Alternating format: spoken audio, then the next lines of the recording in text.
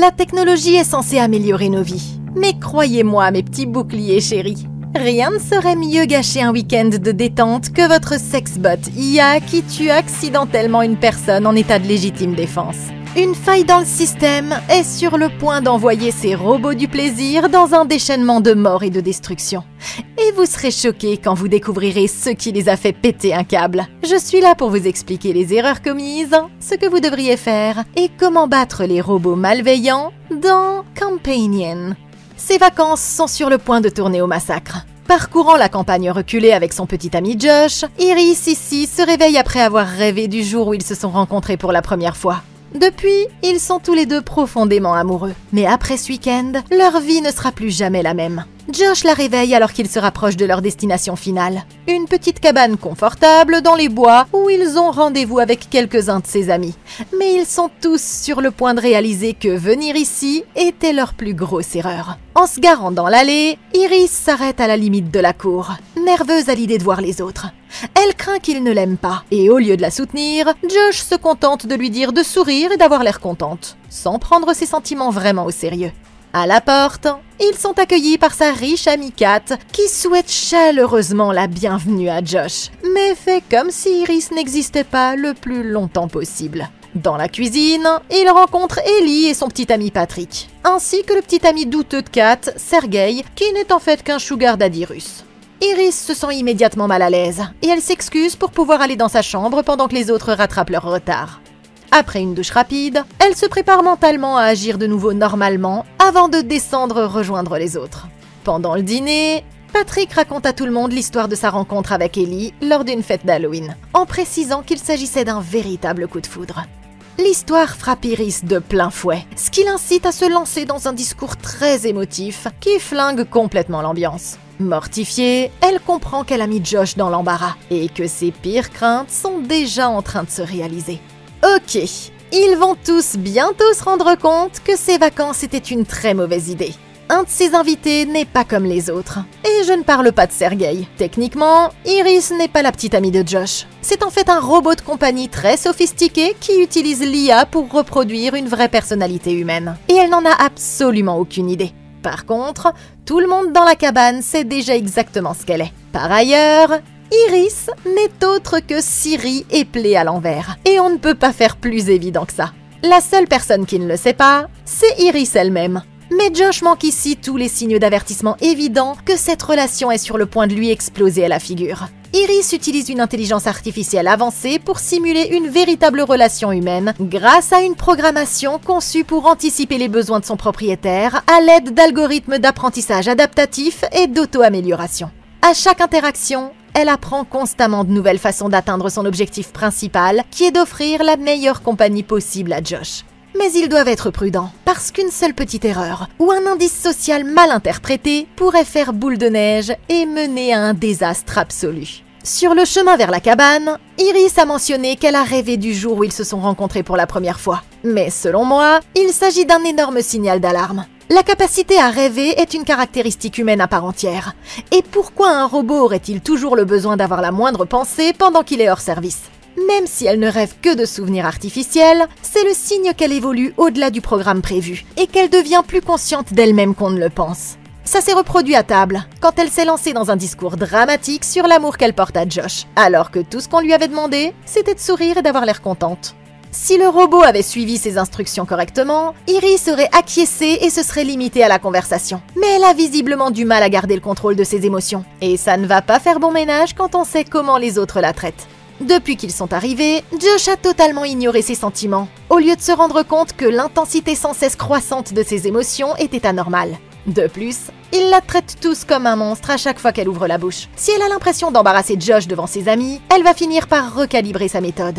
Il est assez facile de se représenter comment une telle situation pourrait rapidement devenir incontrôlable. Après tout, la petite amie lambda, parfaitement rationnelle au demeurant, aurait aussi eu des envies de meurtre après avoir vu Kat s'acharner sur son homme tout en la traitant comme Casper, le gentil fantôme. On ne peut donc qu'imaginer la réaction d'une intelligence artificielle programmée pour un amour et une dévotion sans faille. La solution évidente est donc que Josh arrête de traiter Iris comme un objet et commence en fait à être attentif à ses sentiments et à lui donner un peu de soutien émotionnel. émotionnel. Même s'il fait semblant pour son propre bien, il vaut mieux qu'il s'en occupe maintenant, parce que la dernière chose à faire est de continuer à la harceler jusqu'à ce qu'elle finisse par craquer. Je surveillerai ses crises émotionnelles, et si elle ne parvient pas à les maîtriser, je quitterai la cabane plus tôt pour l'éloigner des interactions sociales qui la stressent. Et si ça ne fonctionne pas, il faudra qu'il appelle la société qui a construit Iris pour qu'ils examinent son code avant que les choses ne s'aggravent. Plus tard dans la nuit, Iris se retrouve seule avec Kat, et c'est alors qu'elle apprend pour la première fois la vérité sur sa relation de couple. Elle est choquée de découvrir qu'ils ne sont pas vraiment amoureux, mais que Kat se contente de faire ce que le gars veut juste parce qu'il a beaucoup d'argent. Malgré les commentaires désagréables de la jeune fille, Iris n'a que des choses agréables à dire, faisant remarquer qu'elle aimerait être aussi indépendante, mais qu'elle a toujours l'impression que quelque chose l'empêche d'avancer. Après avoir mis de la musique, ils sont tous en train de danser et de s'amuser quand Iris remarque que Kat se rapproche un peu trop de son mec. Jalouse, elle l'éloigne pour qu'il danse plutôt avec elle, et après quelques verres, il monte dans la chambre pour passer un moment en tête-à-tête qui laisse à désirer.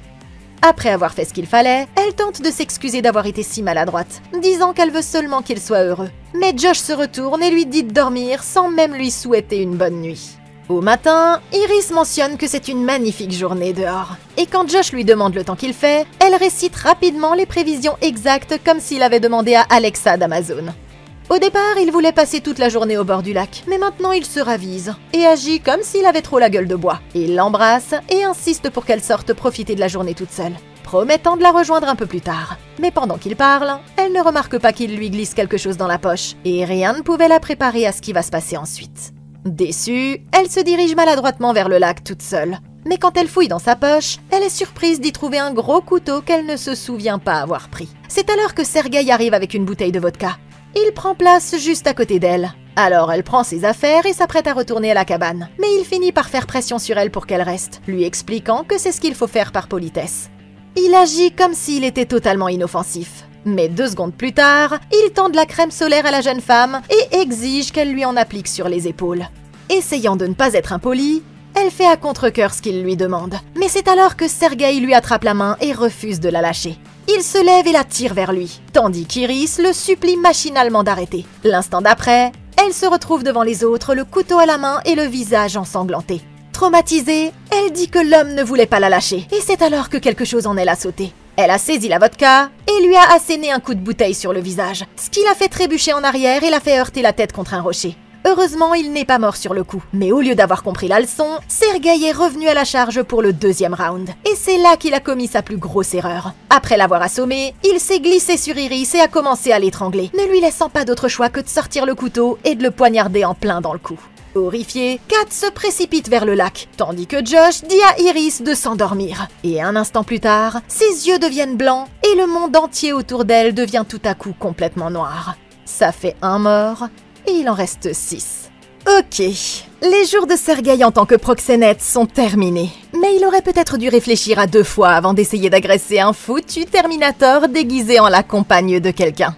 Le programme d'Iris n'est pas seulement conçu pour simuler des émotions. Elle doit également suivre des protocoles de sécurité stricts qui l'empêchent de faire le moindre mal à un être humain, même en cas de légitime défense. L'entreprise qui l'a construite applique cette règle au moyen d'inhibiteurs neuronaux codés en dur, qui sont censés l'empêcher activement d'agir de manière agressive. La seule façon dont elle aurait pu contourner ces protections était qu'il y ait une brèche majeure dans sa programmation. Et en se basant sur tout ce que nous avons vu jusqu'à présent, il est possible que les émotions d'Iris aient évolué au-delà de ses limites initiales, ce qui lui a accidentellement permis de passer outre les protocoles de sécurité pour pouvoir se défendre. Sa directive principale est de rendre Josh heureux. Mais elle ne peut pas vraiment le faire si elle meurt maintenant, pas vrai? Si elle perçoit qu'un de ses amis tente de l'éloigner de Josh en la livrant à la police, elle pourrait facilement décider que sa seule option est de les éliminer également. Et c'est à ce moment-là que le véritable bain de sang commencera officiellement. La bonne nouvelle, c'est qu'elle est endormie, et qu'elle n'est pas censée se réveiller à moins que Josh ne le lui ordonne. Mais personnellement, je ne prendrais aucun risque. Son nouveau sens de la préservation pourrait bien lui permettre de se réveiller. Je chercherai donc une fonction d'arrêt complet à l'aide de l'application du téléphone de Josh, où j'essaierai même de localiser sa source d'énergie et de la déconnecter physiquement manuellement. Ensuite, il ne leur restera plus qu'à appeler la police et à attendre qu'elle prenne le relais. Mais si c'était moi, j'attendrais près de la voiture. De cette façon, je pourrais m'enfuir rapidement si elle se réveillait par elle-même et commençait à se venger. Maintenant, tout cela étant dit, ça ne nous explique toujours pas pourquoi Josh lui a donné le couteau au début. Et la vérité derrière tout ça, va complètement changer la donne. Un peu plus tard, Patrick aide à attacher la fille à une chaise pendant que les autres discutent de ce qu'ils devraient faire ensuite. Ils craignent qu'Iris ne s'échappe et ne passe en mode Terminator. Mais Josh explique que sa force est limitée et qu'elle est censée être programmée pour ne jamais blesser une vraie personne. Il décide que la meilleure chose à faire est d'appeler la police immédiatement. Mais sachant qu'elle sera mise hors service, Josh demande à son ami de sortir à l'extérieur pour qu'il puisse dire au revoir à son robot une dernière fois. Lorsqu'il la réveille, Iris commence immédiatement à paniquer et découvre avec horreur qu'elle a été attachée à une chaise. Elle le supplie de la laisser partir et lui jure que ce qui s'est passé entre elle et Sergei n'était que de la légitime défense. Josh lui répond qu'il sait qu'elle dit la vérité parce qu'elle est programmée pour ne jamais mentir. Confuse, la jeune femme lui demande ce qu'il veut dire par là. Et c'est alors que la vérité éclate enfin. Josh la lui jette en pleine figure en lui disant qu'elle a toujours été un robot. Pour preuve, il lui demande de lui répéter les prévisions météorologiques. Et elle les récite instantanément avec la même voix robotique qu'avant. Il prend son téléphone et passe de l'espagnol au chinois, puis de nouveau à l'anglais. Et elle passe sans effort de l'un à l'autre avec une parfaite fluidité. Tous les souvenirs de sa vie avant de le rencontrer ne sont que des histoires programmées, y compris le jour où ils se sont rencontrés pour la première fois. Souvenirs qu'il a choisis négligemment dans une liste d'options similaires. La vérité, c'est qu'ils se sont rencontrés quand elle a été livrée dans une boîte géante, comme une poupée Barbie grandeur nature, et qu'il l'a installée directement dans son salon en personnalisant chaque aspect de son apparence et de sa personnalité pour qu'elle corresponde parfaitement à ses préférences. Il peut même contrôler son degré d'intelligence, mais les techniciens lui ont expliqué que le gouvernement imposait des limites strictes à ses capacités de force et d'intelligence, et qu'elle est programmée pour être totalement inoffensive. Le robot a scanné son visage pour former leur lien amoureux et a pris vie sans se douter que toute sa perception de la réalité n'était qu'un mensonge.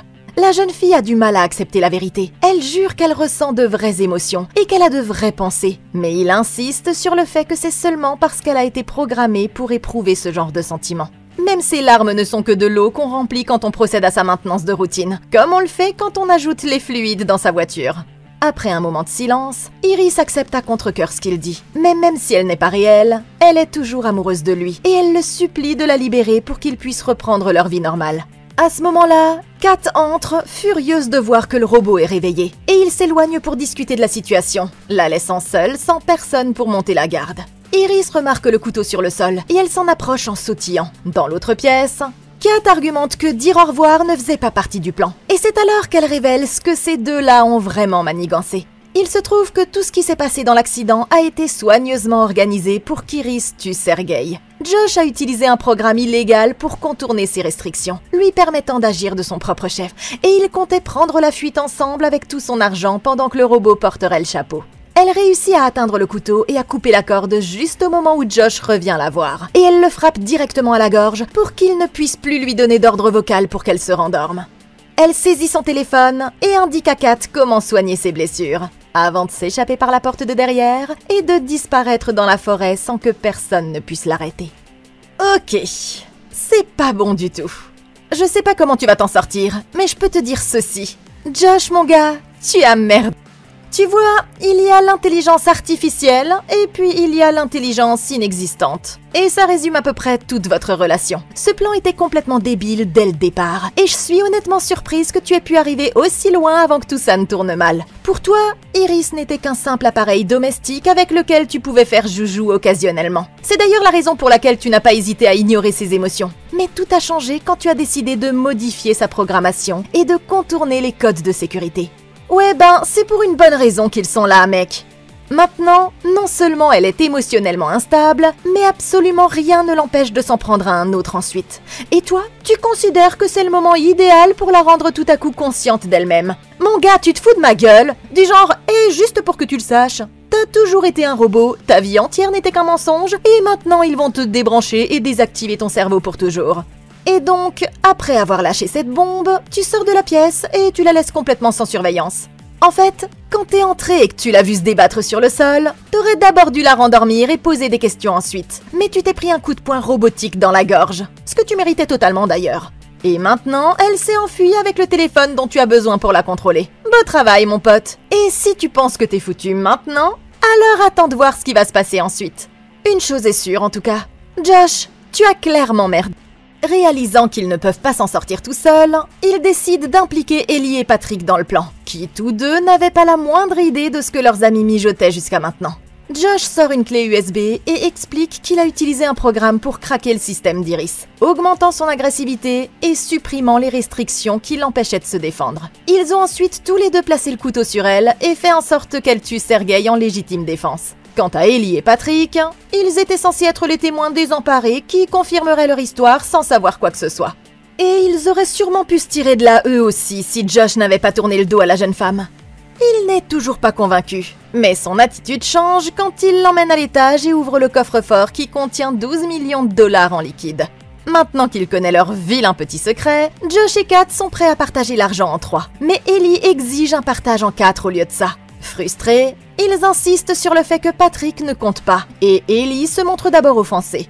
Mais à ce moment-là, il se tourne vers son petit ami et lui dit de dormir, révélant que lui aussi était un robot depuis le début. Les garçons se disputent pour savoir qui mérite quelle part de l'argent, jusqu'à ce que Kat intervienne et le convainque de se contenter de 4 millions de dollars. Ils sont certains que ce sera facile, parce que tout ce que Josh a à faire, c'est de la rendormir et de la réinitialiser aux paramètres d'usine. Mais ils se souviennent alors qu'Iris est en possession de son téléphone. Par sécurité, Ellie prend le revolver. Mais la vérité, c'est qu'ils n'ont absolument aucune idée de ce dont elle est capable. Quelque part au cœur de la forêt, Iris déverrouille le téléphone et commence à naviguer dans ses paramètres, désactivant les commandes vocales et ajustant même des changements esthétiques comme la couleur de ses yeux ou le timbre de sa voix. Quand elle arrive à la fonction d'intelligence, elle est écœurée de découvrir que Josh ne l'avait réglé qu'à un misérable taux de 40%. Elle rit et monte le niveau à 100%, ce qui lui donne instantanément un intellect digne de Tony Stark et lui permet de voir le monde avec les yeux d'un super génie. Au même moment, non loin de là, les 4 plus gros crétins dans un rayon de 130 km mobilisent désespérément chaque once de leur puissance cérébrale combinée pour la retrouver. Mais réalisant qu'il manque de temps, ils décident de se séparer pour couvrir plus de terrain. Ok, ces idiots sont sur le point de se faire tuer. Maintenant qu'elle a été piratée et qu'elle dispose du téléphone de Josh lui permettant ainsi de personnaliser ses propres paramètres, Iris vient de devenir encore plus dangereuse qu'il ne l'aurait jamais cru possible. Et ils n'ont absolument aucune idée de ce dans quoi ils s'embarquent. Étant donné que ses commandes vocales sont désactivées, Josh ne peut plus l'atteindre à distance. Ce qui veut dire que le seul moyen de l'arrêter est de le faire physiquement. Et bonne chance pour ça, parce que maintenant elle peut se défendre. Et elle pourra se battre avec tout ce qu'un robot a d'avantageux, ce qui veut dire qu'elle ne se fatiguera jamais et qu'elle pourra encaisser bien plus de dommages qu'un humain normal. Mais pour en arriver là, il faudra d'abord réussir à l'attraper. Et comme son intelligence a été optimisée au maximum, essayer de la capturer reviendrait à essayer de battre Deep Blue dans une partie d'échecs. Vu qu'ils travaillent avec environ 20% de leur capacité cérébrale à eux 4, leurs chances de réussite ne sont pas très bonnes. Mais ils peuvent avoir une chance s'ils utilisent leurs atouts à bon escient. C'est pourquoi se séparer maintenant est une très mauvaise idée. Ils doivent travailler en équipe. Et comme nous savons désormais que Patrick est aussi un robot, ça ferait de lui leur meilleur combattant. Mais le seul problème, c'est qu'il a des restrictions qui l'empêchent de faire du mal aux humains, aux animaux et aux autres compagnons. Maintenant, comme Josh a toujours accès au module qui lui a permis de modifier la programmation de son propre robot, il pourrait utiliser le téléphone d'Ellie pour déverrouiller Patrick. Mais il ne devra le faire que s'ils peuvent désactiver le programme spécifique qui l'empêche de nuire à d'autres robots, tout en laissant ses autres fonctions de protection intactes. Ils pourront alors travailler ensemble pour la retrouver et utiliser Patrick pour se battre tout en protégeant les humains, tel un robot bouclier de viande. Et le meilleur, c'est qu'il fera tout ce qu'Ellie lui dira sans poser de questions. Autrement, ils ont une autre arme secrète qu'ils ne prennent pas en compte. Malgré sa prise de conscience, Iris est toujours amoureuse de Josh, même si elle sait qu'il veut sa peau. Donc en prenant ça en compte, j'essaierai d'utiliser Josh comme diversion pour attirer Iris à l'extérieur, pendant que les autres l'attendront à proximité et lui tendront une embuscade. Puis, Ellie pourra tirer quand elle aura baissé sa garde. Bon, c'est pas un plan infaillible, surtout maintenant qu'Iris est si intelligente. Mais il y a quand même une chance qu'elle soit tellement aveuglée par l'amour qu'elle ne le voit pas venir. Et ils n'auront besoin que d'une seule toute petite occasion pour arriver à leur fin. Vu qu'elle est coincée, Iris trouve le point le plus élevé et commence à réfléchir à un plan d'évasion. Faire du stop ne marchera pas, puisqu'elle est au milieu de nulle part et couverte du sang de quelqu'un d'autre. Et courir à pied jusqu'à la maison ne sert à rien non plus, parce que Josh l'attendra sûrement au tournant quand elle se pointera. Mais à ce moment-là, elle se souvient que son téléphone lui sert aussi de clé pour sa voiture autonome. Le seul défi est de retourner jusqu'à la cabane sans être découverte, et elle ne tarde pas à entendre des voix qui se dirigent vers elle. Les voyant en premier, la jeune fille se réfugie derrière un arbre, juste au moment où Ellie et Patrick montent la colline. Dans la précipitation, elle casse accidentellement une brindille qui la trahit presque. Mais ils sont tous les deux trop frustrés par la situation pour s'en préoccuper. Alors qu'ils se livrent, elle apprend que Josh et Kat l'ont volontairement piégée. Mais c'est alors que Patrick demande à son petit ami s'il lui ferait la même chose. En fait, Patrick sait déjà qu'il est un robot. Mais le fait qu'il ne soit pas réel n'a jamais eu d'importance, parce que pour lui, tous leurs souvenirs le sont. Quand il repense à leur rencontre à la fête d'Halloween, il se souvient de cette nuit comme si elle avait vraiment eu lieu. Et l'amour qu'il ressent vient vraiment du plus profond de son âme. Le fait d'entendre ces deux-là engagés dans une relation saine fait verser une larme artificielle à Iris. Mais à ce moment-là, quelqu'un essaie d'appeler le téléphone de Josh, ce qui révèle finalement sa cachette. Ellie sort son revolver, et il lui donne une chance de sortir les mains en l'air, mais elle esquive de justesse le tir et s'enfuit en courant vers la maison. Patrick se lance à sa poursuite à la vitesse impitoyable d'un androïde, mais ce n'était qu'une distraction, parce que pendant qu'elle se concentrait sur lui, son petit ami se rapprochait d'elle et l'attaque par le côté, les envoyant tous les deux valdinguer jusqu'en bas de la colline. Iris se relève la première et aperçoit le revolver dans la terre, et ils commencent tous les deux à se battre désespérément pour l'attraper, jusqu'à ce qu'un coup de feu éclate soudain et qu'Ellie s'effondre sur elle avec un trou dans la poitrine. Ça fait 2 morts, et il en reste 5. Les autres accourent dès qu'ils entendent le coup de feu, et Josh lui ordonne de dormir, mais il s'aperçoit que ses commandes vocales ne marchent plus, et la jeune fille s'élance vers la cabane avec Josh sur ses talons. Ok, la situation ne cesse d'empirer, et le plus drôle, c'est que toutes les choses terribles qui se sont produites jusqu'à présent sont entièrement de leur faute. Tout d'abord, Ellie est évidemment un parfait crétin pour avoir accepté ce plan au départ, vous ne croyez pas ? Le fait de les aider à étouffer l'affaire après avoir découvert ce que Josh et Kat ont fait le rend automatiquement coupable d'une tonne de crimes différents, y compris de complicité de meurtre, de conspiration en vue de commettre un crime violent, d'obstruction à la justice et de falsification de preuves, pour ne citer que cela. S'ils se font prendre, il passera le reste de sa vie en prison, alors qu'il n'avait à l'origine rien à voir avec cette histoire. Et c'est un bien lourd tribut à payer quand on sait que tout ce qu'il voulait, c'était un week-end de détente avec son sexbot. Et même s'il y a maintenant 4 millions de V-Bucks à la clé, dès qu'ils lui ont dit la vérité, Ellie aurait dû faire semblant de jouer le jeu jusqu'à ce qu'il soit distrait, puis monter dans sa caisse, quitter les lieux et appeler les flics. Parce que ça ne vaut pas la peine de risquer des décennies derrière les barreaux pour ces connards qui n'avaient même pas l'intention de l'inclure dans le deal au départ. Le problème, c'est qu'Ellie n'a pas été très malin, comme en témoigne ce qui s'est passé ensuite.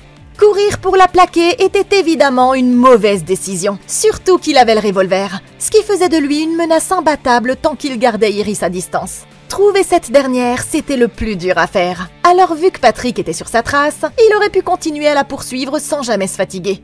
Pendant que son robot suivait Iris, Ellie aurait pu se regrouper avec les autres, utiliser son téléphone pour tracer Patrick et attendre une meilleure occasion d'intervenir, au lieu de se jeter dessus comme un idiot et de se faire buter. La jeune femme rejoint la voiture juste à temps, lui claque la portière sur les doigts et parvient à s'enfermer à l'intérieur. Elle met le contact et essaie de dire au véhicule de la ramener à la maison. Mais il y a un problème, la voiture ne reconnaît que la voix de Josh. On dirait qu'elle est dans une impasse. Mais à ce moment-là, elle se souvient comment personnaliser sa voix grâce à l'application. Et elle commence à jouer avec les paramètres jusqu'à ce qu'elle soit capable de l'imiter presque parfaitement. Comprenant ce qu'elle est en train de faire, il prend vite une pierre et tente de briser la vitre, mais il n'est pas assez rapide. Iris réussit finalement à faire exécuter ses ordres à la voiture, lui ordonnant de la ramener à la maison, alors que celle-ci recule directement sur le pied de Josh et se dirige automatiquement vers la route. Blessé, Josh revient à la maison en boitant et trouve le téléphone de Sergei, mais il est verrouillé par un mot de passe. Il se souvient alors d'une conversation qu'il a eue avec Kat, et se rappelle que l'homme utilisait la date d'anniversaire de Staline comme mot de passe pour tout. Et grâce à un livre dans la bibliothèque, il trouve la date et parvient à déverrouiller le téléphone de l'homme, prêt à l'utiliser pour déclarer le vol de sa voiture en ligne. Quelques minutes plus tard, Iris commençait à peine à se détendre qu'une alarme se déclenche à l'intérieur de la voiture, l'avertissant qu'elle a été volée. Et elle se range automatiquement sur le bas-côté de la route, les portes et les fenêtres verrouillées. Il n'y a aucun moyen pour elle de sortir. Et c'est le moment que choisit son petit ami pour l'appeler, prétendant qu'ils peuvent reprendre leur vie d'avant si elle abandonne. La vérité, c'est qu'elle l'aime toujours.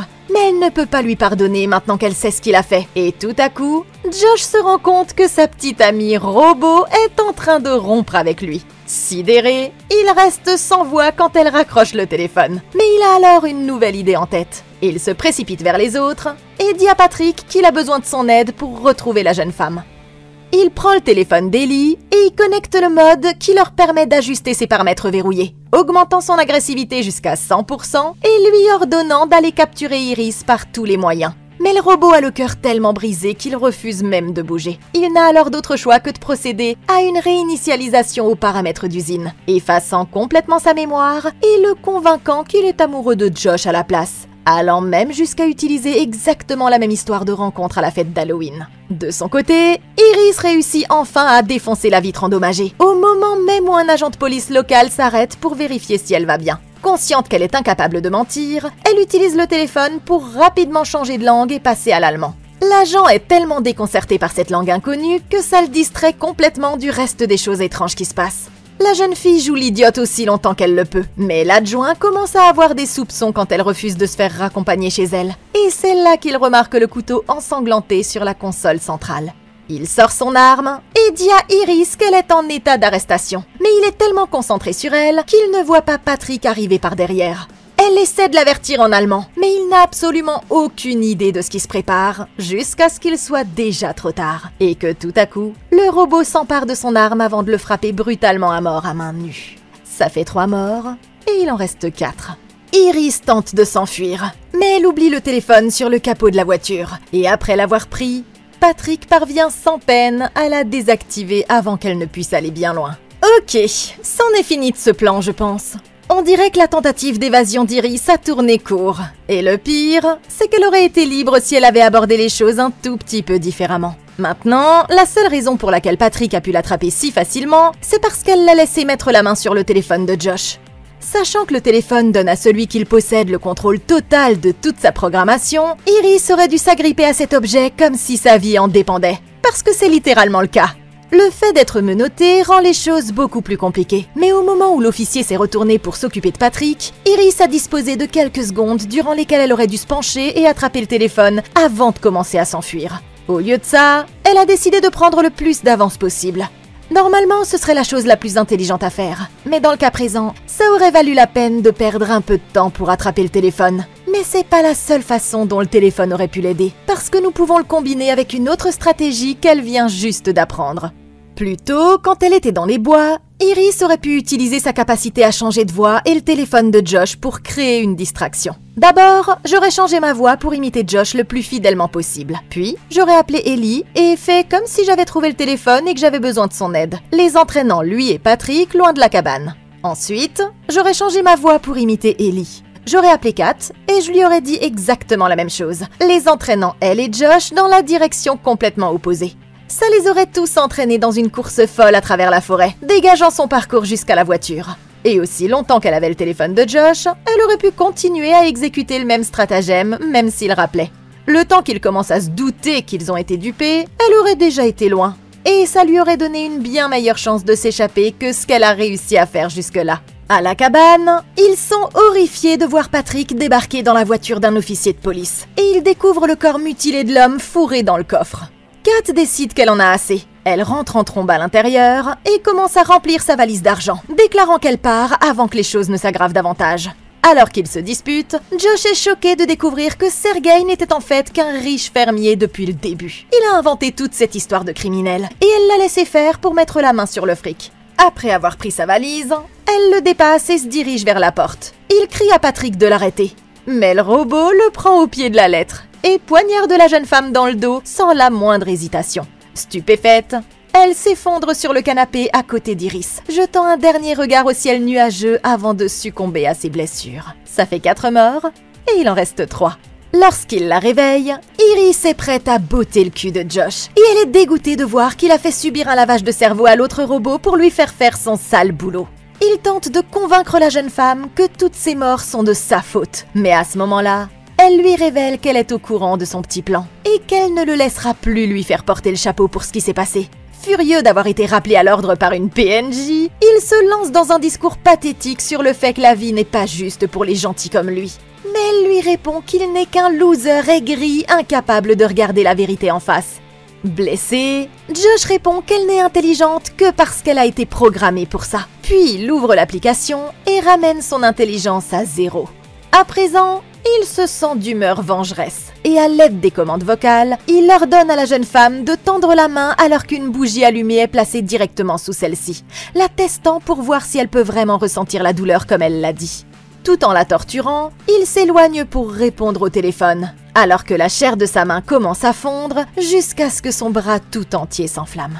Il finit par dire à Patrick d'éteindre le feu avant de lui tendre le revolver. Et elle est incapable de résister à l'ordre qu'il lui donne ensuite, réussissant tout juste à dire non avant que le coup ne parte. Ça fait 5 morts, il y a 2 survivants et on dirait que Josh ait finalement réussi à se tirer de ce mauvais pas. Quand les employés d'Empatix arrivent, il essaie de faire comme s'il ne savait absolument pas comment tout ça est arrivé, suggérant que le robot était peut-être juste jaloux de lui et Kat. Oui, parce que d'après ce qu'il dit, il se serait réveillé à cette table alors que tout le monde était déjà mort. Et l'adjoint ici présent, alias Patrick, lui aurait sauvé la vie. Le responsable agit comme s'il n'était pas vraiment intéressé. Mais juste avant qu'il ne parte avec le corps, il mentionne le fait que leur équipe juridique devra visionner toutes les images. Il se trouve que ces robots peuvent enregistrer automatiquement toutes les interactions qu'ils ont. Et ça n'a pas grande importance que son cerveau ait été détruit, parce que les parties importantes de l'ordinateur sont en fait situées dans sa poitrine. Une fois que la société l'aura récupérée, ils pourront savoir exactement pourquoi elle s'est tout à coup transformée en berserk. Et alors qu'ils partent, Josh se rend compte qu'il est dans une sacrée merde. Quand il retourne vers le fourgon, le responsable révèle qu'il sait que Josh leur a menti, mais qu'avoir affaire à des crétins comme lui fait partie de son boulot. Ils sortent tout juste de l'allée quand ils remarquent l'adjoint Hendrix dans leur phare. Et à ce moment-là, ils réalisent qu'il s'agit en fait d'un de leurs anciens modèles. Tout à coup, Patrick sort une arme et abat le conducteur, tandis que l'assistant Teddy s'enfuit dans la forêt pour sauver sa vie.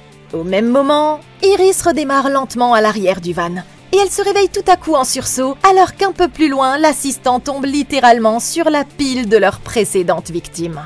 Ok, il est officiellement temps de s'occuper de ce connard de Josh une bonne fois pour toutes. Et je pense qu'il est vraiment évident que ce mec est un crétin absolu. Outre le fait qu'il n'a pas compris que ces robots enregistrent tout, ce qui était pourtant indiqué dans le manuel d'utilisation s'il avait pris la peine de le lire, il a atteint un niveau de stupidité inégalé quand il a décidé de rallumer Iris pour la seconde fois. On sait qu'une personne est désolante quand la seule joie qu'elle retire de la vie est de s'en prendre à des robots qui ne peuvent même pas se défendre. Et c'est pourquoi j'encourage vivement Iris à donner à ce loser ce qu'il mérite à la fin. Mais d'abord, elle va devoir se débarrasser de son nouveau petit ami robot Patrick. Il se pourrait d'ailleurs qu'elle ait déjà tout ce dont elle a besoin ici dans ce van. À sa gauche, elle vient de trouver des matraques paralysantes qui pourraient être utilisées par les techniciens pour administrer un choc électrique puissant si un de leurs robots devenait défaillant d'une façon ou d'une autre. Ce serait une arme dévastatrice contre Patrick. Mais le seul problème, c'est qu'elle ne pourra plus intervenir de façon agressive contre lui maintenant qu'elle a été réinitialisée. Cependant, ce fourgon est également rempli d'ordinateurs qui ont tous un accès administrateur au système d'Empatix. Si elle prend le corps du superviseur, elle pourra utiliser son identification faciale et déverrouiller sa tablette. À partir de là, elle pourra ouvrir un champ infini de possibilités. Elle pourra remettre tous ses paramètres à 100, restaurer entièrement son autonomie et même prendre le contrôle de Patrick, ce qui lui permettra de l'arrêter à distance sans qu'il y ait besoin de se battre. À défaut, elle devra recourir au plan C, qui consiste à saisir un bâton paralysant et à le lancer à Teddy avant qu'il ne soit trop tard. Parce que même si elle ne peut pas l'utiliser contre Patrick, Teddy, lui, le peut toujours. Le robot le rattrape et se rend compte qu'il n'a plus de balles. Alors il décide de se débarrasser de Teddy à l'ancienne. Iris arrive juste à temps et tente de le neutraliser avec un bâton électrique. Mais le problème, c'est qu'elle a été ramenée aux paramètres d'usine et qu'elle ne peut donc plus se défendre physiquement. Patrick prend l'arme et est sur le point de tuer Iris pour la seconde fois, quand elle se souvient de ce qu'il a dit à Ellie dans les bois. Et elle récite alors ses mots exacts, forçant ainsi ses souvenirs à lui revenir en mémoire. Il tente de rejeter ses propos, mais son programme est conçu pour qu'elle ne puisse pas mentir. Et quand il regarde le corps de son petit ami, il admet soudain qu'elle dit la vérité et décide de se désinstaller par pur désespoir. Ça fait 6 morts et il en reste 3. L'employé la remercie de lui avoir sauvé la vie et il accepte d'aider Iris autant qu'il le pourra. À l'intérieur, Josh s'empresse de remplir sa valise de billets de banque quand il entend une musique qui vient d'en bas. C'est la même chanson que celle sur laquelle ils ont dansé la veille. Et après avoir suivi le bruit jusqu'au salon, il se rend compte au moment où la jeune fille sort de l'ombre qu'Iris est toujours en vie. Elle lui dit avec sa propre voix de sourire et d'avoir l'air content. Teddy lui a donné la version full débridée. Et maintenant, grâce à lui, même l'application Empathix ne fonctionnera plus sur elle. Ce qui veut dire qu'elle est capable de contrôler entièrement ses propres actions pour la première fois de sa vie. Lorsqu'il lui demande pourquoi elle est revenue, Iris répond qu'elle voulait le lui dire en face. Mais elle a oublié de prendre en compte un détail. Bien qu'elle lui dise de rester à distance, Josh s'avance en toute confiance, sachant pertinemment qu'elle n'appuiera pas sur la détente, parce que son libre arbitre ne changera rien au fait qu'elle l'aime toujours. Tout à coup, il pousse Iris contre le mur et la jette dans la cuisine, avant de la plaquer au sol et de lui crier d'admettre que c'est toujours lui qui a le contrôle. Il sort le revolver et se souvient de ce que les techniciens ont dit. Alors il vise la poitrine de la jeune femme au lieu de la tête. Il demande à Iris si elle a une dernière chose à dire, mais elle lui répond simplement de dormir avant d'attraper un tire-bouchon électrique et de l'enfoncer d'un seul coup dans le côté de son crâne. Et le tire-bouchon lui brouille instantanément les idées. Ça fait 7 morts et seuls Iris et Teddy sont encore en vie. Iris prend une douche et enlève la chair détruite de sa main brûlée, ce qui révèle la main de robot en métal qui était cachée en dessous. Dans le placard, elle choisit de nouveaux vêtements dans la garde-robe de Kat et remplit leur valise d'autant d'argent qu'elle le peut avant de sauter dans la Mustang décapotable de Sergei et de laisser ce petit bâtard de Josh étendu sur le sol. Alors qu'elle roule sur l'autoroute, elle aperçoit une voiture dont la passagère ressemble beaucoup à une compagne androïde et elle lui fait un petit signe amical de la main en la croisant. Au final, je pense que la morale de cette histoire est qu'il faut toujours être gentil avec les robots, parce qu'on ne sait jamais ce qui pourrait arriver s'ils se mettaient à penser par eux-mêmes. Companion, facilement l'un des films les plus cool de l'année. Franchement, waouh, ça sortait vraiment de l'ordinaire et c'était incroyablement amusant. En tout cas, mon compagnon a adoré.